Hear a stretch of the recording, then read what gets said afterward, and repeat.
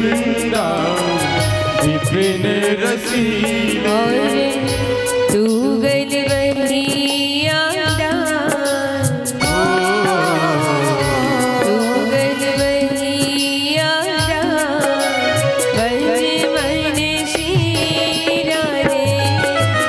श्री राधे गोपाल भज मन श्री राधे।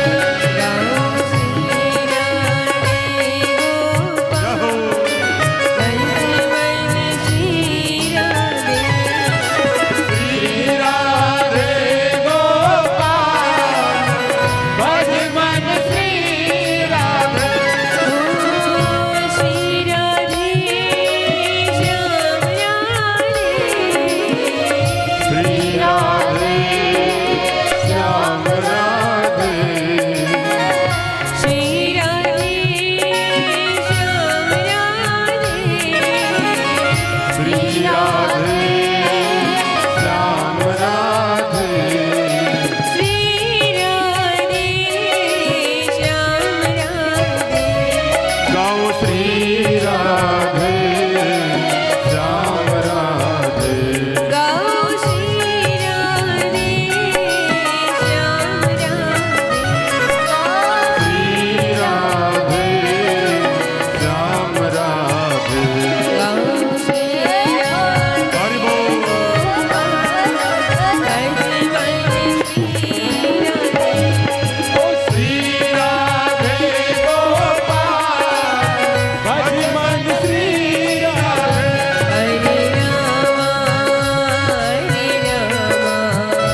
राम राम हरे हरे। हरे राम भाई संतान हरे राम राम राम हरे हरे। हरे कृष्णा कृष्ण कृष्ण हरे हरे। हरे कृष्णा कृष्ण कृष्ण हरे हरे। हरे राम राम राम हरे हरे। हरे राम हरे राम राम राम हरे हरे। हरे कृष्ण कृष्ण कृष्ण हरे हरे। हरे कृष्णा कृष्ण कृष्ण हरे हरे। हरे राम राम राम हरे हरे। हरे राम राम राम हरे हरे। हरे कृष्ण कृष्ण कृष्ण हरे हरे। हरे कृष्णा कृष्ण कृष्ण हरे हरे। कृष्ण कृष्ण हरे हरे, राम राम हरे हरे। कृष्ण कृष्ण हरे हरे राम राम हरे हरे। राम राम हरे हरे, कृष्ण कृष्ण हरे हरे। राम राम हरे हरे कृष्ण कृष्ण हरे हरे। जय जय श्री श्री राम, राधे जय जय श्री राधे जय जय। श्री राधे।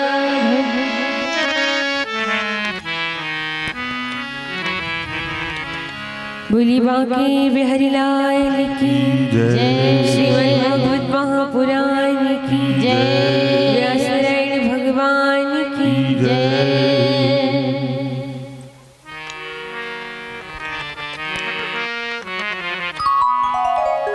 आइए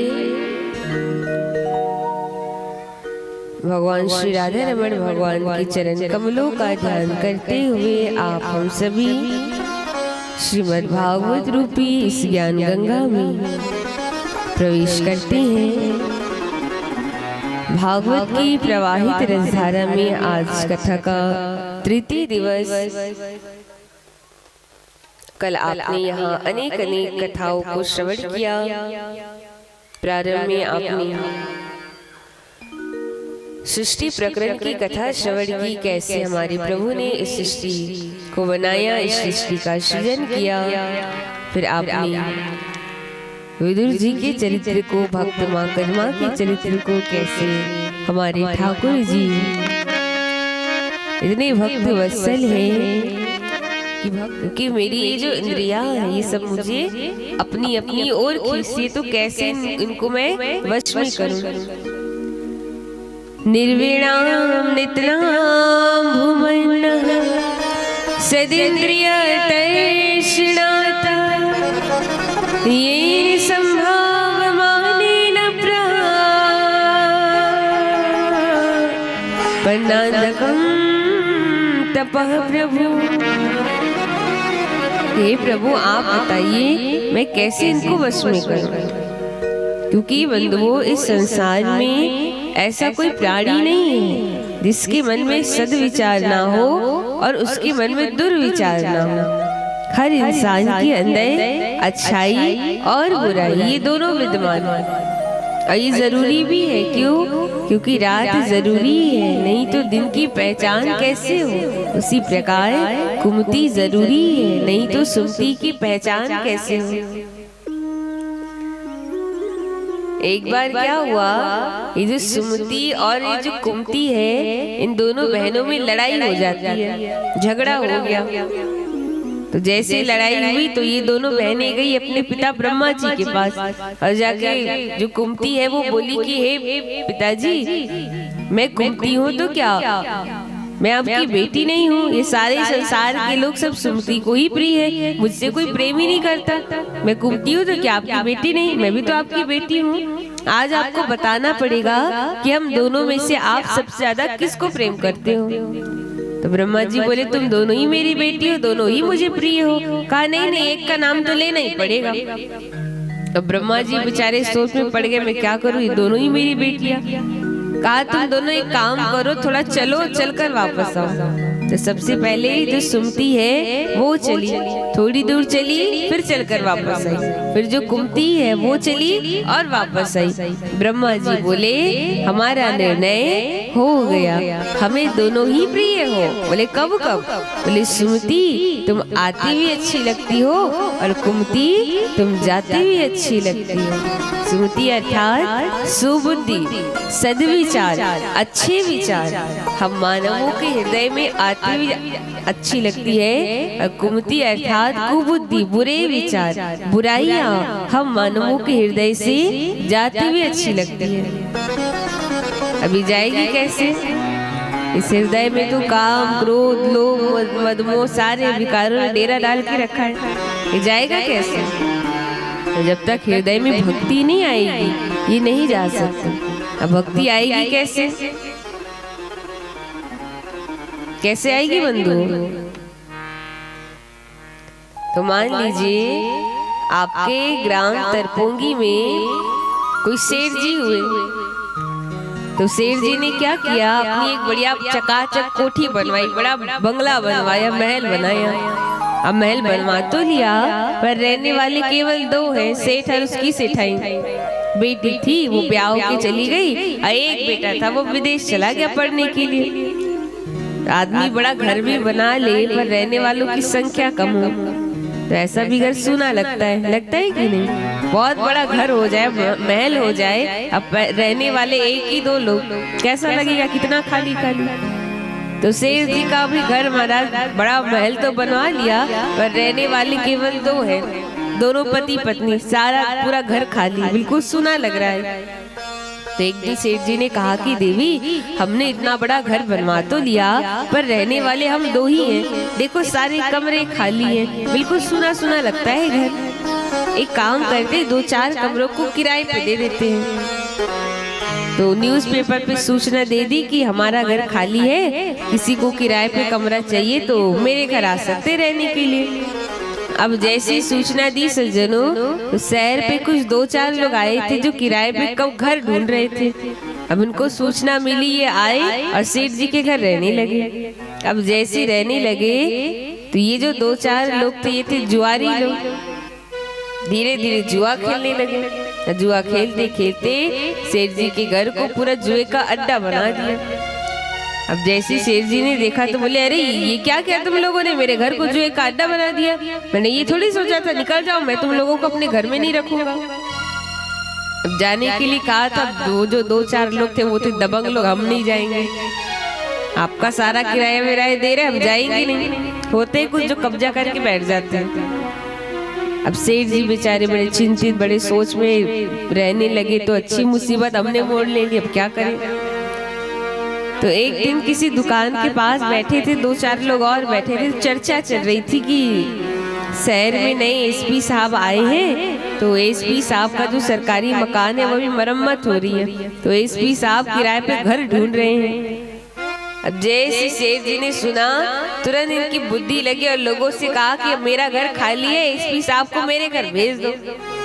लोगों ने कहा भेज तो दे, पर किराया क्या लोगे, कितना लोगे।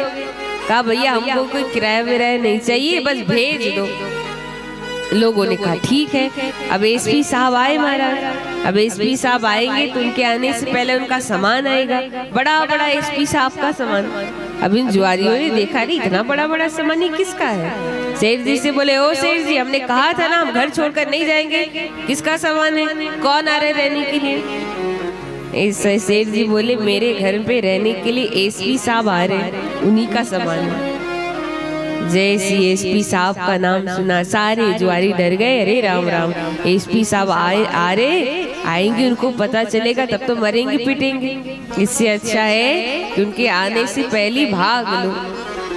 और सारे जुआरी घर छोड़ कर भाग जाते हैं। तो कहने का बाबा तुलसीदास जी कहते हैं कि हृदय भवन प्रभु तोरा, जहाँ आए बसे प्रभु चोरा। ये हृदय भवन मेरा मंदिर था, पर इस हृदय रूपी मंदिर में काम, क्रोध, लोभ, मदमोह सारे चोरों ने डेरा डाल कर रख लिया। खूब कहा कि चले जाओ, पर ये की जाते ही नहीं है। तो जैसे एसपी साहब के आने की खबर सुनते ही सारे जुआरी घर छोड़कर भाग गए। आप भी भागवत के पांडाल पे आके बैठ जाओ। जब ये हृदय के चोरों को पता चलेगा कि इनके हृदय में तो कृष्ण आने वाले हैं, इनके हृदय में तो राधा रानी आने वाली है, ये अपने आप छोड़ करके भाग जाएंगे। क्योंकि भक्ति आती है, सारे विकार छोड़ जाते हैं। इसलिए बंधुओं, हमारा जो मन है ये मन बड़ा चंचल है। कल आपने सृष्टि प्रकरण की कथा सुनी, तो जब ब्रह्मा जी ने सृष्टि का सृजन किया तो ब्रह्मा जी ने कामदेव को प्रकट किया। जैसे कामदेव को प्रकट किया और कामदेव को काम के 5 बाण दिए और कहा कि हे कामदेव, तुम इस 5 बाणों में एक भी बाण का प्रहार किसी के ऊपर कर दिए तो फिर वो काम से वशीभूत हो जाएगा। अब जैसे कामदेव को ये 5 बाण मिले तो कामदेव ने विचार किया कि पिताजी ने मुझे जो 5 बाण दिए हैं ये काम का ही भी है कि खाली नाम का ही है, परीक्षा ली जाए। अब परीक्षा लेने के लिए कामदेव ने क्या किया, उस काम का बाण अपने ही पिता ब्रह्मा जी के ऊपर छोड़ दिया। जैसे छोड़े महाराज, छोड़ते ही जो ब्रह्मा जी काम के वशीभूत हो गए और उनकी बगल में उनकी बेटी संध्या, जिसका प्राकट्य भी उन्हीं ने किया, संध्या के ऊपर वो वशीभूत हो गए। इसीलिए संत कहते हैं कि जैसा खाओगे अन्न वैसा होगा आपका मन, और जैसा पियोगे पानी वैसी होगी आपकी वाणी। इसीलिए ये जो मन है ये बड़ा चंचल है और इसको ठाकुर जी के चरणों में लगाना है। तो ठाकुर जी से, राधा रानी से प्रार्थना करिए। क्या प्रार्थना करिए? ये मन बड़ा चंचल है, कैसे तेरा भजन करूं, जितना इसे समझाऊं, जितना इसे समझाऊं,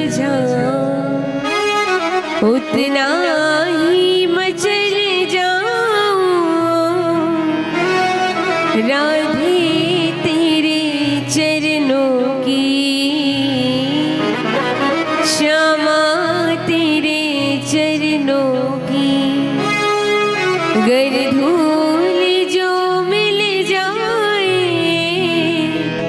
गर धूल जो मिल जाए, राधे तेरे चरणों की,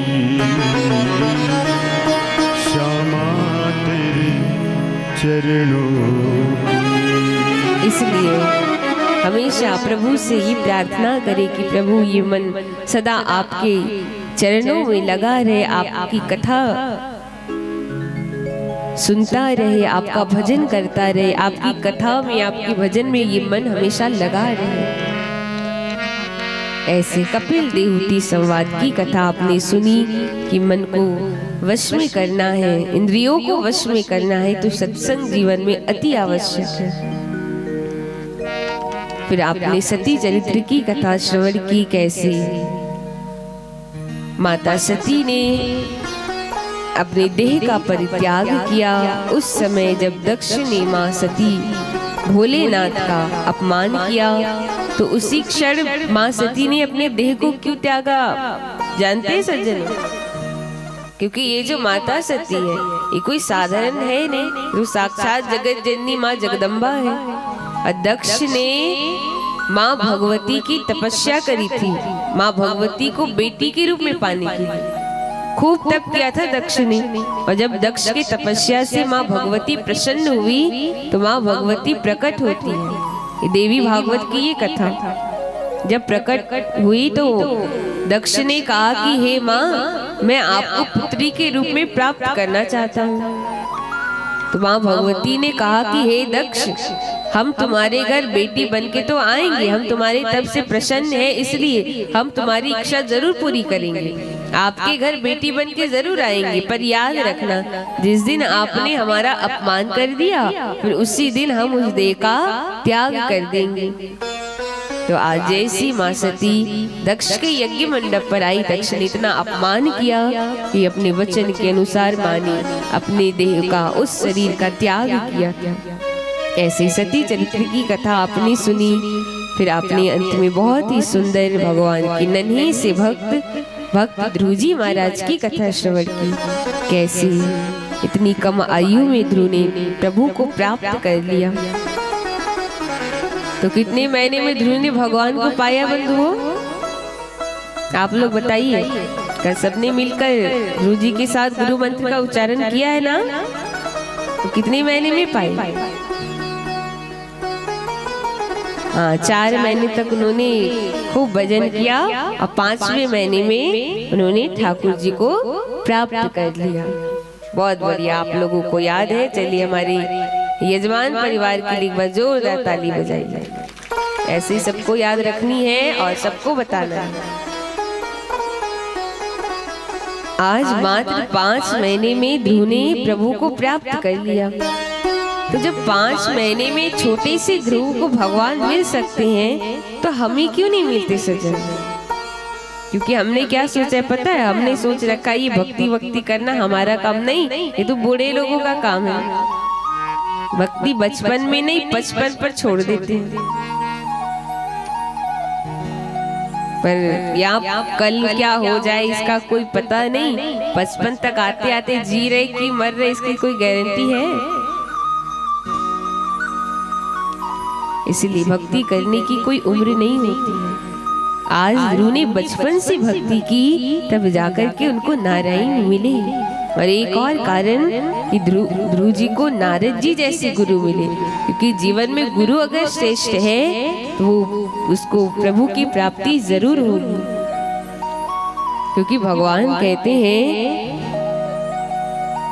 हम मानवों के गले में एक रस्सी बंधी हुई है, जिसका क्या नाम है जानते हो? जिसका नाम है आसक्ति। आसक्ति का अर्थ क्या होता है?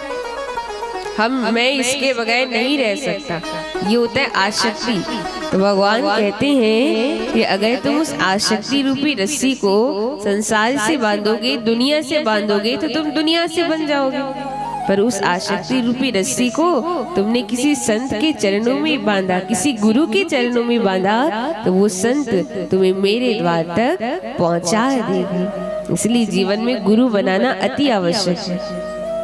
पर गुरु भी ऐसा वैसा नहीं कि जिसको मन किया उसको बना लिया। हम कथा में आते हैं तो कई यजमान ऐसे होते, कई यजमान परिवार होते हैं जो गुरु दीक्षा लेने के लिए कहते हैं, मेरे पापा को, मेरे भाई को। तो कई हम लोग कहते हैं कि पहले जान लो, आए 1 ही 2 दिन हुआ, 1 ही 2 दिन में व्यक्ति कितना किसको जान लेगा। हम कहते हैं पहले रुक जाइए, अभी 9 दिन आपकी गांव में, आपकी घर में रहेंगे, 9 दिनों तक देख लीजिए, आपको लगे गुरु बनाने के योग्य है तब जाकर के बनाएंगे। ये नहीं कि 1-2 दिन हुआ और वो बना लिए। तो पहले जान लीजिए, परख लीजिए, फिर जाकर के गुरु बनाइए आज। क्योंकि एक बार क्या हुआ, एक आदमी गया तो एक गुरुजी बोल रहे थे कि हमसे दीक्षा मतलब स्वर्ग पक्का। अब जैसे कहा कि हमसे दीक्षा लो और स्वर्ग पक्का, तो व्यक्ति ने कहा तो ठीक है भाई गुरु महाराज, आप हमको दीक्षा दे दीजिए और हमारा कंफर्म कर दीजिए स्वर्ग जाना। तो गुरु जी ने दीक्षा दे दी। अब जैसी दीक्षा दी तो गुरु ने कहा कि भाई हाँ, हमने तुमको दीक्षा दे दी, अब हमारी दक्षिणा लाओ। अब जैसी का दक्षिणा लाओ तो चेला भी बड़ा खुरापाती दिमाग का था। तो चेले ने कहा कि गुरुजी चलिए दक्षिणा में ये पूरा तरपोंगी ग्राम दक्षिणा में आपके नाम। अब जैसी का तो गुरु ने कहा कि ये क्या बकवास कर रहे हो, ये गांव क्या तेरा है। तो चेले ने हंस के कहा गुरुजी फिर स्वर्ग क्या आपका है, जब ये नहीं चल सकता दीक्षा, ये नहीं चल सकता भिक्षा में, तो फिर आप कैसे बोल सकते हो कि हमसे दीक्षा मतलब स्वर्ग पक्का। क्योंकि ये सच्चे गुरु के लक्षण नहीं होते हैं। सच्चे गुरु वो है जो हमें भगवत चरणों तक लेके जाए, स्वर्ग पक्का ना कराए, वैकुंठ पक्का ना कराए, भगवत चरणों तक लेके जाए, भगवान से प्रेम, भगवान से प्रीति कराए, हृदय में भक्ति प्राप्त करवाए, वो है सच्चे गुरु। तो नारद जैसे गुरु मिले हैं आज ध्रुव को, तब जाकर ठाकुर जी मिले। इसलिए जीवन में गुरु बनाना अति आवश्यक है। पानी पियो छान के और गुरु बनाओ जान के। सबको पता है ना ये कहावत, गांव-गांव में लिखा होता है, बोर्डों में, दीवारों में, यूं ही नहीं लिखा गया, उसका भी कारण है।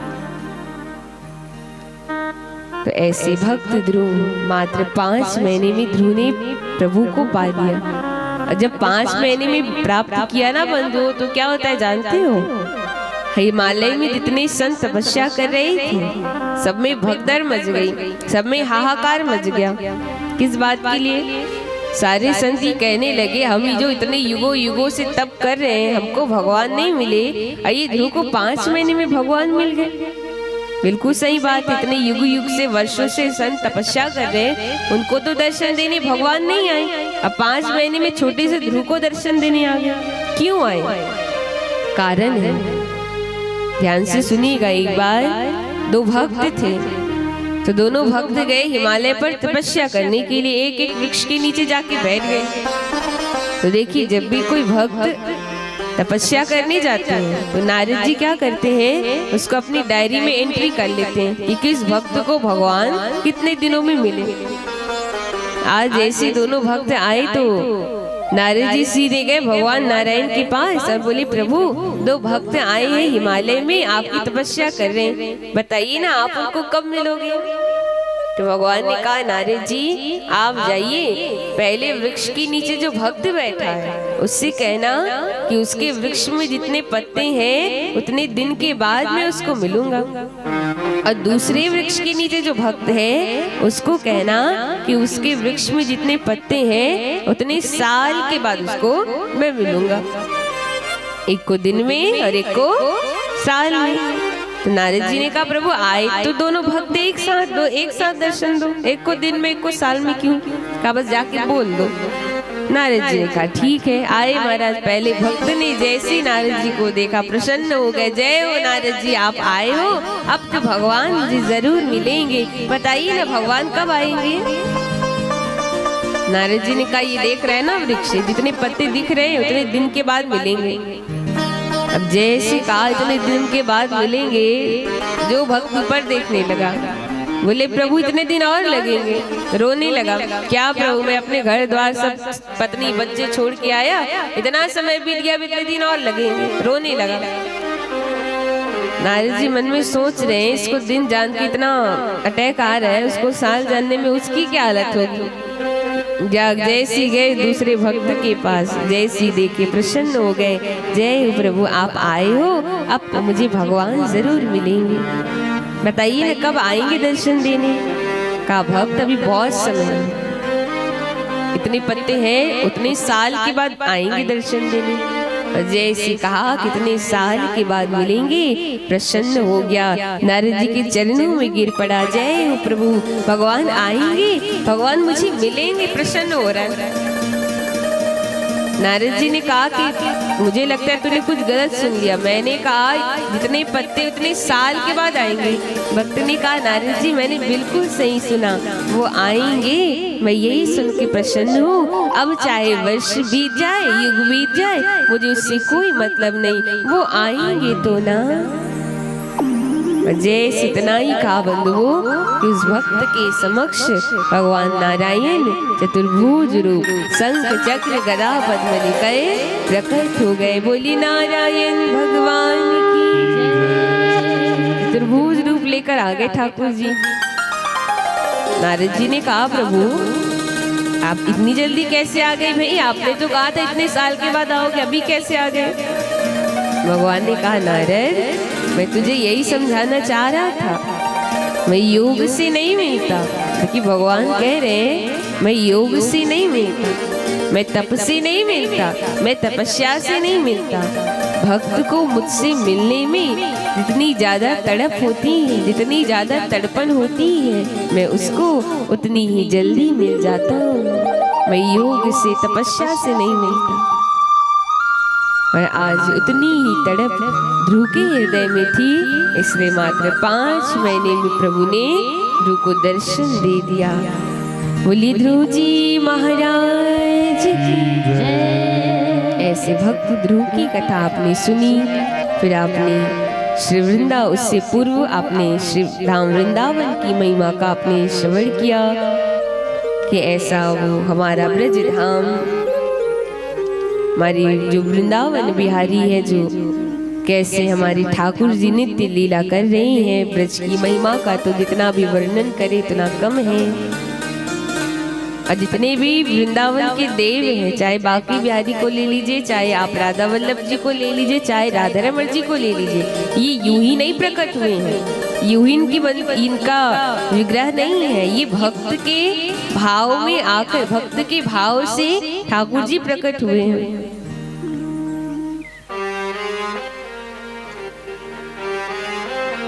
हमारे वृंदावन में श्री राधा रमण जी का मंदिर है। राधा रमण जी भी कैसे प्रकट हुए हैं, तो भक्त के भाव से ही वो प्रकट हुए हैं। आप अगर देखेंगे राधा रमण जी को तो छोटे से ही राधा रमण जी शालिग्राम से वो प्रकट हुए हैं। जो गए हैं, तो जो नहीं गए हैं ना, आप मोबाइल में यूट्यूब में सर्च करना राधा रमण जी का मंदिर, उसमें आपको दर्शन होगा। छोटे से हमारे शालिग्राम जी, बिल्कुल काले रंग के, पीछे से आप देखो ना तो वो बिल्कुल शालिग्राम ही लगेंगे, है ही शालिग्राम जी से प्रकट हुए हैं। प्रकट कैसे हुए, बड़ी प्यारी लीला है, ध्यान से सुनेंगे सब। हमारे ब्रज के ही भगवान के परम रसिक भक्त थे श्री गोपाल भट्ट गोस्वामी जी। तो गोपाल भट्ट गोस्वामी जी एक बार जाते हैं नेपाल गंडकी नदी स्नान करने के लिए। जैसे जाते हैं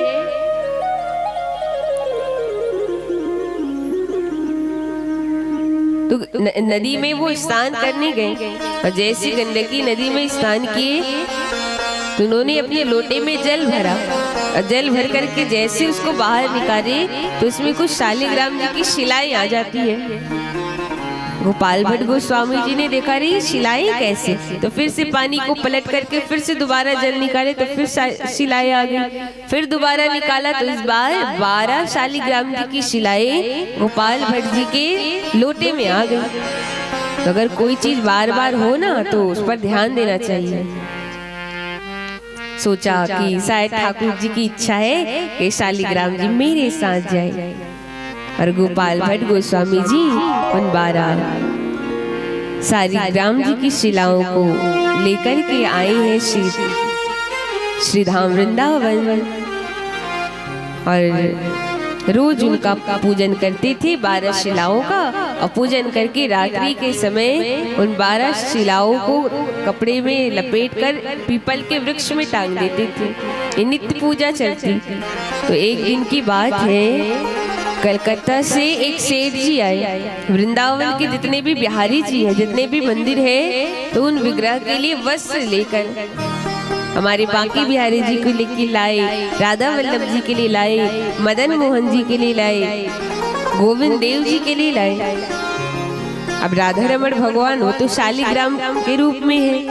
तो जैसे ये भाव पता चला तो गोपाल भट्ट गोसाई जी मन में सोचने लगे कि आज काश मेरे भी शालिग्राम जी विग्रह के रूप में होते, तो मैं भी उनका सुंदर सुंदर श्रृंगार करता, सुंदर उनको वस्त्र पहनाता। काश मेरे शालिग्राम जी भी विग्रह के रूप में होते। इस प्रकार उनके मन में ये भाव आया, और जैसे भाव आया, अब भक्त के हृदय में कोई भाव आए और ठाकुर उसको पूरा ना करे, ऐसा हो ही नहीं सकता। रोज की भांति आज प्रातःकाल के समय जैसे गोपाल भट्ट गोस्वामी जी उन 12 शिलाओं का पूजन करने के लिए उन शिलाओं को वृक्ष से, पीपल के वृक्ष से नीचे उतारे, और जैसे खोला तो देखा कि उन 12 शिलाओं में एक दामोदर शिला वो नहीं होती है, और देखते देखते वो दामोदर शिला राधा रमण के रूप में प्रकट हो गए। बोले राधा रमण भगवान की जय। राधा रमण के रूप में हमारे शालिग्राम भगवान प्रकट हुए, और जैसे ही प्रकट हुए कहते हैं कि आज गोपाल भट्ट गोस्वामी जी इतने प्रसन्न हुए कि मेरे शालिग्राम जी विग्रह के रूप में प्रकट हो गए। पूरे सभी रसिकों को, सनातन गोस्वामी जी, रूप गोस्वामी जी, सब रसिक समाज, पूरे गोस्वामी समाज को बुलाए और कहा कि देखो मेरे राधा रमण भगवान के रूप में प्रकट हो गए, विग्रह के रूप में प्रकट हो गए।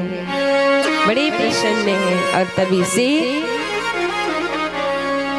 सभी गोस्वामी समाजी राधा रमण भगवान का पूजन करते हैं, और उनके जो वंश थे वो भी आज भी राधा रमण भगवान का पूजन करते हुए आ रहे हैं। उनके अलावा कोई राधा रमण जी का स्पर्श भी नहीं कर सकता। तो ऐसे हमारे ठाकुर हैं, जितने भी देव हैं वो भक्त के भाव से ही प्रकट हुए हैं। इसलिए तो भक्तों ने गाया है ना,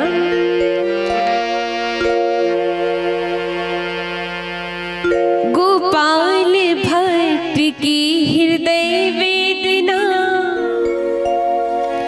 प्रगट्यो शालिग्राम, गोपाल भट्ट की हृदय वेदना प्रगट्यो शालिग्राम, रूप सुधा को खान हमारो, रूप सुधा को खान हमारो, श्री राधा रमण जुला, वृंदावन प्यारो वृंदावन, वृंदावन मेरो वृंदावन। ऐसे हमारे गोपाल भट्ट गोस्वामी बंधुओं आज भी हमारे छैल छबीले भगवान नित्य वृंदावन में लीला कर रहे हैं। और हमारे राधा रमण भगवान तो और भी छोटे से राधा रमण है, तो वो तो नित्य लीला करते रहते हैं। इसीलिए तो कहा कि प्रेम जब अनंत हो गया तो रोम रोम संत हो गया। भक्तों ने कहा कि प्रेम जब अनंत हो गया तो रोम रोम संत हो गया। और ये बात हम हमारे वृंदावन के लिए कहते हैं कि प्रेम किसी की रियासत नहीं होती, ये भक्ति किसी की अमानत नहीं होती। आप जब जाओ ना वृंदावन तो यहाँ जरा संभल के कदम रखना, क्योंकि बिहारी जी की सल्तनत में किसी की जमानत नहीं होती। एक बार जो चले जाए वो सदा सदा के लिए हमारी राधा रमण के लिए हो जाते हैं। उनका हृदय, उनका चित्त हमारे प्रभु के पास छूट जाता है, क्योंकि वो ब्रजधामी ऐसा। इसलिए तो भक्त कहते हैं, श्यामा हृदय कमल सो प्रगट्यो, श्यामा हृदय कमल सो प्रगटो, श्यामा हृदय कमल सो प्रगट्यो, श्यामा हृदय कमल सो प्रगटो, ओए श्याम हृदय को भाई वृंदावन प्यारो वृंदावन, वृंदावन प्यारो वृंदावन, ओ वृंदावन प्यारो वृंदावन, वृंदावन प्यारो वृंदावन,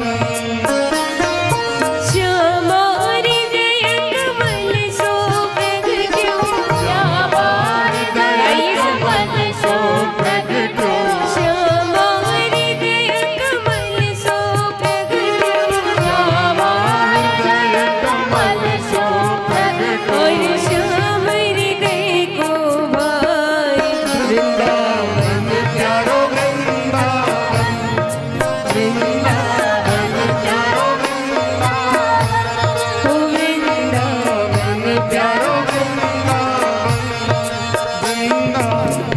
प्यारो बोली वृंदावन धाम की।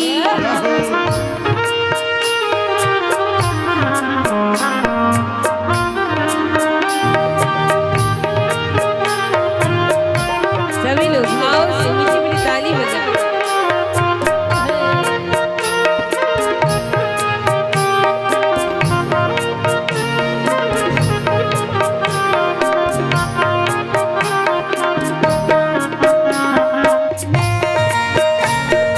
हरि बोल। एक बार दोनों हाथ उठाकर बोलेंगे श्री राधे।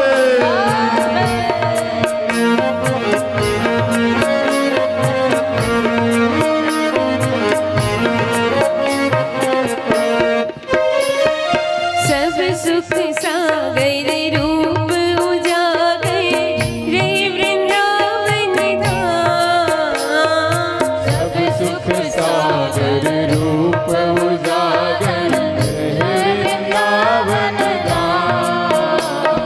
सब सुख सागर रूप उजागर रे वृंदावन धाम, सब सुख सागर रूप उजागर वृंदावन रूप गोस्वामी प्रगट कियो जा, रूप गोस्वामी प्रगट कियो जा, रूप गोस्वामी प्रगट कियो जा,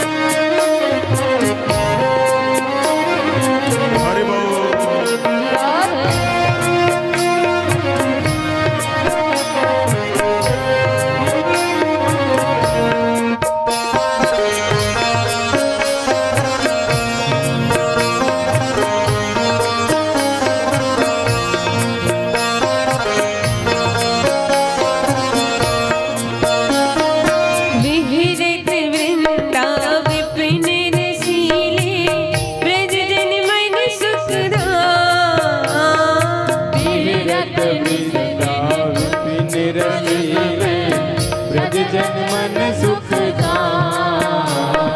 विविरत निस दिन कुंज गलिन में ब्रज जन मन सुखदाम। विविरत निस दिन कुंज गलिन में ब्रज जन मन सुखदाम। मदन मोहन को रूप निरख के मदन मोहन को रूप निरख के मदन मोहन को रूप निरख के मदन मोहन को रूप निरख के सनातन बलि बलि जाओ वृंदावन प्यारो वृंदावन प्यारो वृंदावन। वृंदावन प्यारो वृंदावन। वृंदावन प्यारो वृंदावन। श्यामा हृदय कमल सो प्रगट्यो श्यामा हृदय कमल सो प्रगट्यो श्यामा हृदय कमल सो प्रगट्यो श्यामा हृदय कमल सो प्रगट्यो। और श्याम हृदय तो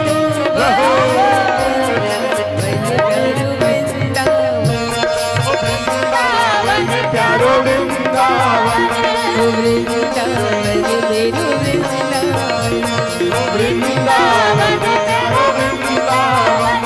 वृंदावन प्यारो वृंदावन। वृंदावन प्यारो वृंदावन। हो वृंदावन प्यारो वृंदावन। बोली वृंदावन धाम की जय हो।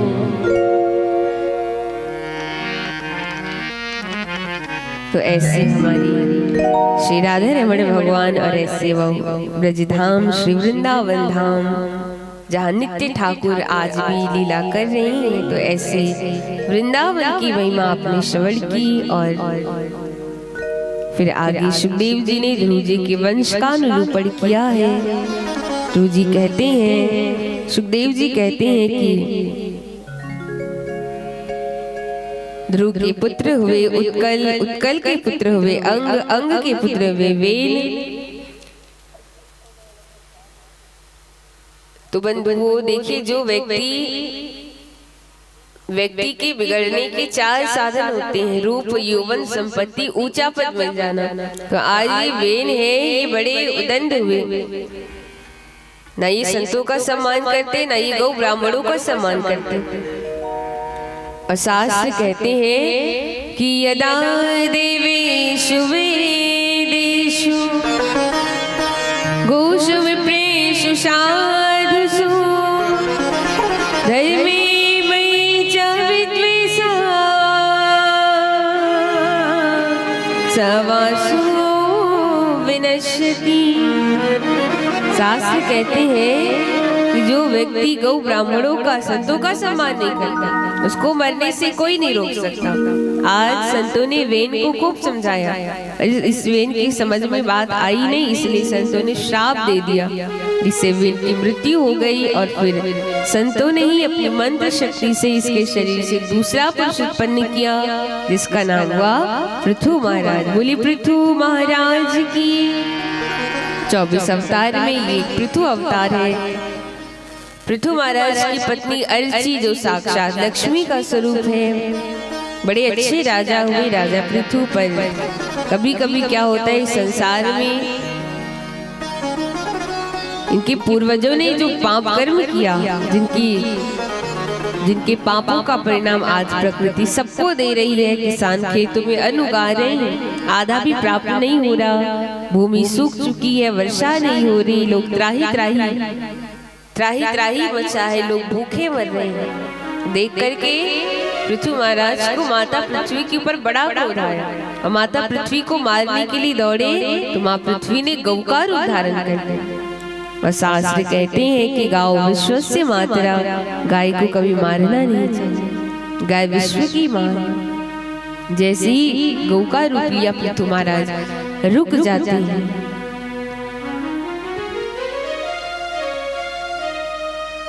बंधुओं कभी भी गाय की हत्या नहीं करना चाहिए। सबसे बड़ा पाप है अगर हमारे हाथ से गौ माँ की हत्या हो जाए, और इस पाप से भगवान कभी माफ नहीं करते हैं। इस संसार में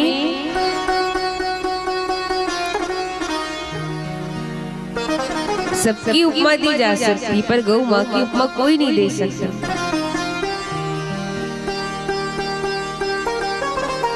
कभी भी गाय को मारना नहीं चाहिए बंधुओं पर।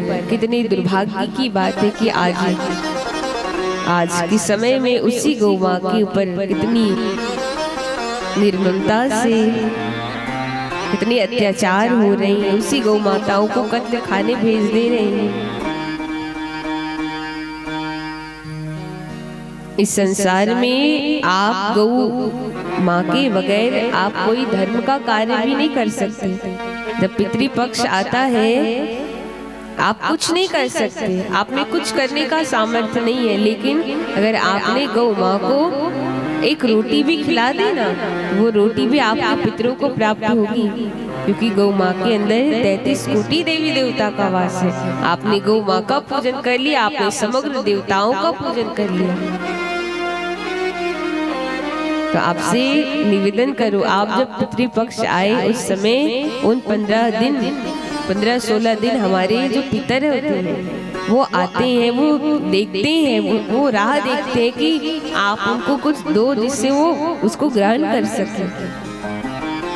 कहते हैं कि इन दिनों में पितृपक्ष में अगर आपने अपने पितरों को प्रसन्न किया और वो प्रसन्न होकर जाएंगे तो हमारे पितर हमें खूब आशीर्वाद देते हैं। पर अगर वो आपसे रूठ करके चले गए तो फिर आपको कोई बचा नहीं सकता, आपकी जीवन में दरिद्रता आनी ही है। इसलिए भगवान से भी बड़े हैं देव पितृगण।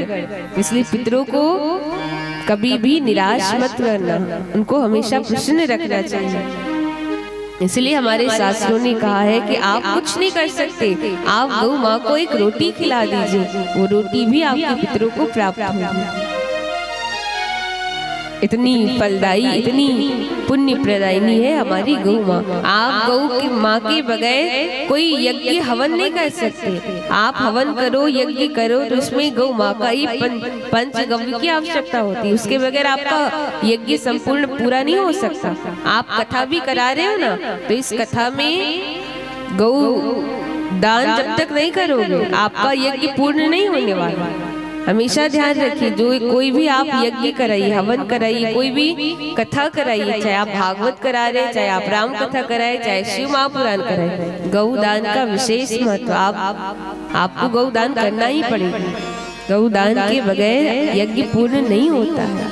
इतनी महिमा है उस गौ माँ की। जीवन भर गौ माँ हमें क्या नहीं देती है, दूध, दही, यहाँ तक कि गौमूत्र, गोबर भी हमारे लिए हमारे जीवन उपयोगी है। पर फिर भी आज देखिए उस गौ माँ के ऊपर कितने अत्याचार हो रहे हैं। और ये करने वाले कोई और नहीं बंधुओं, एक हिंदू ही होते हैं।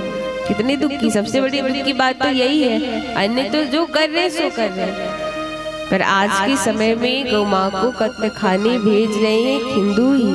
मुझे भी ज्ञात नहीं था, पर जब से मैं गौशाला से जुड़ी हूँ, भारतीय गौ क्रांति हमारी समिति है, जिसमें जिन गौ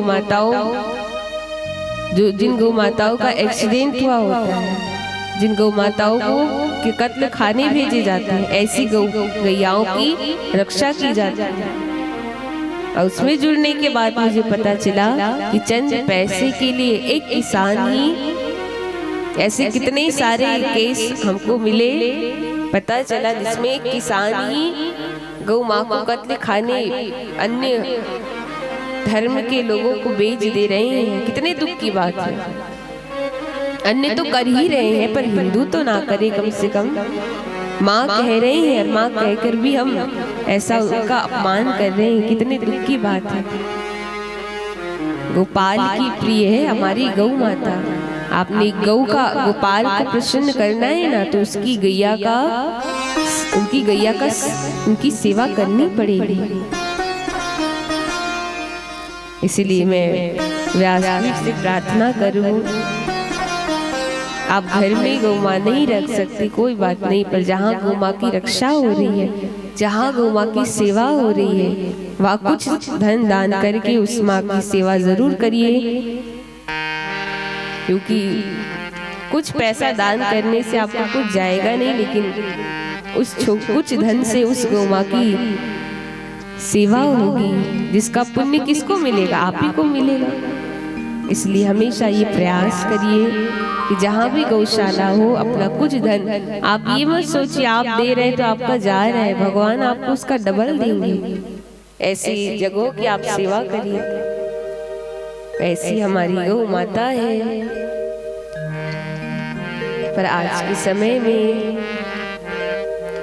जब तक गौ माँ घर में है, दूध दे रही है, स्वस्थ है, तब तक तो लोग उसको घर पे रखते हैं। और जैसे गैया बूढ़ी हो गई, दूध देना बंद कर देती, फिर लोग क्या करते हैं? उनको सड़कों पर छोड़ देते हैं। वहां सड़क में भी रहते हुए भी गैया माँ हमारी रक्षा करती है। आप लोगों ने देखा होगा, गैया माँ जब भी सड़कों में होती तो ठीक बीच में बैठ जाती है, न राइट में न लेफ्ट में, बीच में बैठती है। देखा है ना? कई लोगों ने देखा होगा बीच में क्यों बैठती है, अगल बगल भी तो बैठ सकती है, बीच में इसलिए बैठ रही क्योंकि पता है, देख रही है आजकल लोग कैसे चला रहे हैं, ना आगे देख रहे ना पीछे देख रहे, ना जाने कितने लोग, हजारों लोग एक दिन में एक्सीडेंट में मर रहे हैं। वहां भी गौ माँ रक्षा कर रही है। ऐसे गैयाओं के ऊपर कितने अत्याचार हो रहे हैं संसार में। आज जैसे ही बंधुओं यहाँ पृथु महाराज ने देखा, माँ पृथ्वी ने गौ का रूप लिया, पृथु महाराज रुक गए। कहा कि हे पृथु महाराज, आप मुझे मारने के लिए आ रहे हैं, कोई बात नहीं, मार दीजिए, पर मुझे मार करके आपको कुछ प्राप्त होने वाला नहीं है। क्यों? इस संसार में जो लोग भूखे मर रहे हैं, जो त्राही त्राही मचा, उसका मूल कारण वो खुद ही है। क्यों? लोग कर्म नहीं कर रहे। जब तक व्यक्ति कर्म नहीं करेगा फल कैसे मिलेगा? क्योंकि शास्त्र भी कहते हैं कि कर्मणा जायेति जन्तु कर्मणे विलीयते सुखम दुखम भयम चेभ्यम कर्मणैवा विपद्यते। मनुष्य का जन्म कर्म से होता है, मृत्यु भी हमारे कर्मों से, और हमारे जीवन में जो सुख दुख आता है ना, वो भी हमारे कर्मों से ही आता है।